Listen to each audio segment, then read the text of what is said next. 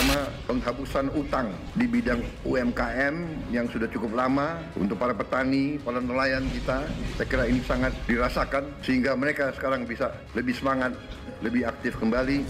Yang hebat pencapaian gemilang pemerintahan Presiden Prabowo selama 1 bulan menjabat pada sidang kabinet paripurna tanggal 2 Desember 2024. Dalam 1 bulan ini sangat banyak sekali prestasi dan sejarah besar yang telah diukir oleh pemerintahan Presiden Prabowo. Di antaranya yaitu tahun 2025 tidak akan ada lagi impor beras. Indonesia kini memiliki cadangan pangan terbesar dalam sejarah. Pemerintah sukses menghapus utang, kesejahteraan buruh dan guru meningkat drastis, harga tiket turun, inflasi terkendali dengan sangat baik, dan masih banyak pencapaian menggembirakan pemerintahan Presiden Prabowo dalam 1 bulan menjabat ini. Baik, mari kita saksikan sama-sama poin-poin penting, poin krusial, kesimpulan-kesimpulan penting atas paparan Pak Prabowo dalam sidang kabinet kemarin.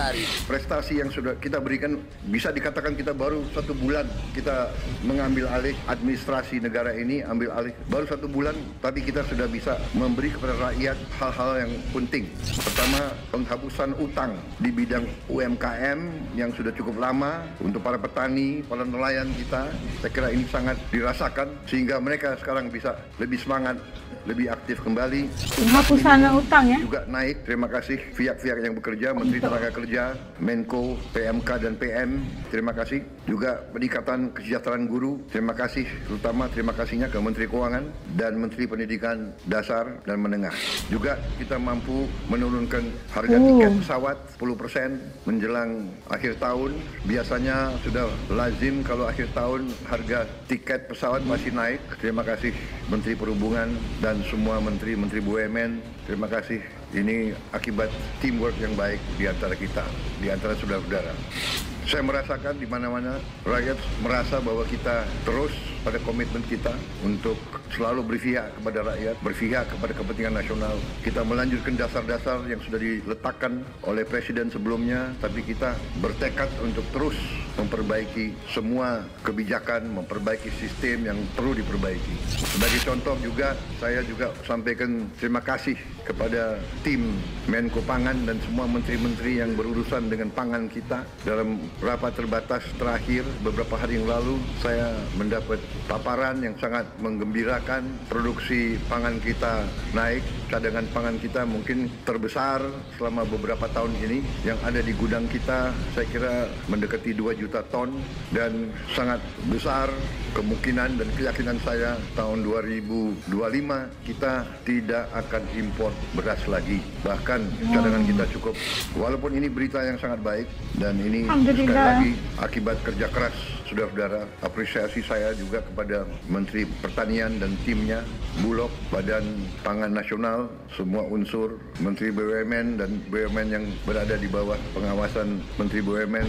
Terima kasih. Langkah-langkah kita di akhir tahun 2024 juga karena dukungan Presiden Joko Widodo sebelumnya, kita mampu mengatasi tahun ini yang tidak ringan karena kita hadapi El Nino sekaligus La Nina, musim kering, tapi kita mampu menghadapi di tengah memang suasana geopolitik yang tidak ringan. Masalah geopolitik berpengaruh dengan masalah pangan. Kalau terjadi suatu ketegangan dan krisis, negara-negara yang biasanya ekspor pangan akan menghentikan ekspor mereka. Ini fenomena yang sudah terjadi berkali-kali. Karena itu, terima kasih, alhamdulillah kita sekarang berada dalam posisi yang semakin kuat. Dan semakin ke depan kita akan tambah kuat di bidang ini. Kita tidak nanti hanya bebas dari impor beras, tapi kita harus bebas dari impor semua komoditas pangan. Saya juga menyampaikan terima kasih saya, apresiasi saya kepada Mendagri yang mengendalikan, yang ikut bantu mengendalikan pemantauan inflasi. Mendagri di mana? Mendagri. Oh ya. Terima kasih Mendagri. Ini mekanisme saya kira yang dirintis di bawah pemerintah Pak Jokowi jarang dilaksanakan di banyak negara lain ya. Sebetulnya ini harus kita rahasiakan ini cara kita. Coba wartawan agak bisa di delete nggak yang tadi itu? Terima kasih. Didelete. Itu apa ya? Mungkin nggak diajarkan di Fakultas Ekonomi ya. Kalau soalnya bekas mantan presiden kita itu bekas wali kota, jadi ngerti bagaimana mengendalikan inflasi itu dari lapangan. Saya terima kasih kepada saudara-saudara juga TNI, Polri, BIN, KPU. Sampaikan terima kasih saya ke KPU, KPUD, Bawaslu, semua unsur yang telah berhasil melaksanakan pilkada serentak dengan baik, dengan aman. Dalam hari yang sama, sekian ratus pemilihan berjalan dengan aman, tertib, dan berhasil. Bahwa di sana-sini akan ada ketidakpuasan, akan ada yang melaksanakan gugatan dan sebagainya, itu tidak ada masalah, itu bagian dari demokrasi. Kita harus ingat, kita adalah demokrasi, kalau tidak salah, ketiga terbesar di dunia. Nomor satu India, nomor satu Amerika, nomor satu India, nomor dua Amerika Serikat, nomor tiga kita. Dan kita berhasil melaksanakan ratusan pilkada dengan tertib. Saya sendiri hadir di Bojongkoneng, di tempat saya lihat ceria, cerah, baik semuanya. Yang nakal wartawan nanya, Bapak pilih siapa? Jelas lah, masa saya pilih, ya kan? Tapi tetap rahasia walaupun. Jadi pemilihan itu langsung, umum, bebas, dan rahasia. Jadi wartawan jangan nanya-nanya, saya pilih siapa, nyoblos siapa. Persiapan untuk akhir tahun, liburan Natal dan Tahun Baru 2025, mohon disiapkan dengan sebaik-baiknya. Sekali lagi, lintas kementerian, lintas lembaga bekerja. Memang di sini tentunya Menko Infrastruktur, Menteri Perhubungan, ya, Menteri PU, Menteri Pariwisata, Kapolri, TNI yang akan menghadapi beban tugas yang meningkat menjelang akhir tahun ini. Tapi saya yakin dan kita mampu menyelenggarakan semua persiapan dengan sebaik-baiknya. Kita yakinkan bahwa masyarakat bisa menghadapi tahun baru dengan aman, dengan tertib, dan dengan lancar. Ini juga manfaat kita, momentum kita untuk meningkatkan perekonomian kita. Kita juga sekali lagi mungkin pertama kali dalam berapa tahun ya kita bisa menurunkan harga tiket pesawat. Biasanya menjelang akhir tahun atau hari libur harga-harga naik, kita bisa turunkan. Wah, ini sesuatu yang bagus ya, sebab biasanya kalau di ujung-ujung tahun gitu kan pasti tiket pesawat harganya melambung gitu kan. Tapi di Indonesia di bawah kepemimpinan Pak Prabowo bisa menurunkan harga tiket pesawat 10%. Masya Allah, hebat. Tiket pesawat untuk membantu masyarakat dan rakyat kita.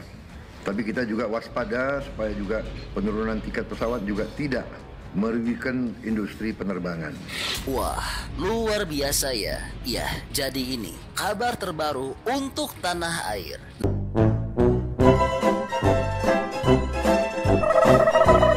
Kalau kita melihat tadi bagaimana pidato atau Presiden Pak Prabowo itu memberikan satu ucapan atau penggulungan pada sidang kabinet paripurna yang barusan berlangsung ya, dalam sekitar 1 bulan kepimpinan, 1 bulan lebih kepimpinan di bawah pimpinan Pak Prabowo. Kita melihat bagaimana banyak sekali perubahan yang dapat dirasakan, dan itu adalah sesuatu yang sangat pasti ditunggu-tunggu oleh rakyat Indonesia seluruhnya.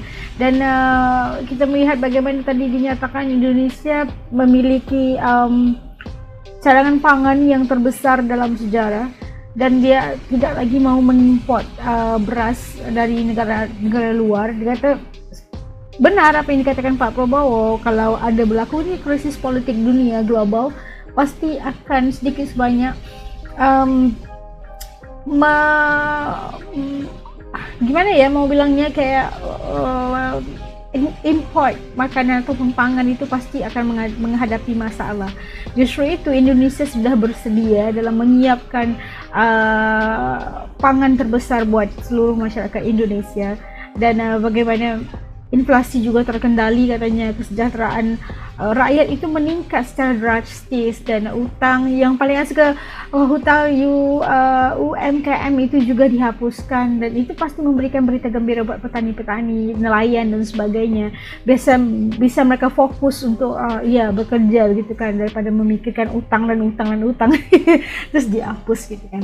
Itu sesuatu yang luar biasa. Menurut kalian bagaimana prestasi kepemimpinan Pak Prabowo? Menurut kalian, adakah kalian merasakan perubahannya? Titik komen kalian di bawah supaya bisa tahu sendiri dan langsung dari masyarakat dan rakyat Indonesia kayak gimana perubahan yang dirasakan oleh kalian. Oke, sampai ke sini dulu video reaction us. Terima kasih yang telah dukung dari channel dulu sampai sekarang. Yang baru, yang masih belum gabung sama Asanegi TV, bantu dong dengan tekan saja button subscribe. Subscribe itu kan gratis aja, geng. Didoakan agar kita semua ini dalam kasih sayang dan perlindungan oleh Allah Subhanahu wa taala selamanya insyaallah amin ya rabbal alamin. Jumpa lagi. Assalamualaikum. Dadah.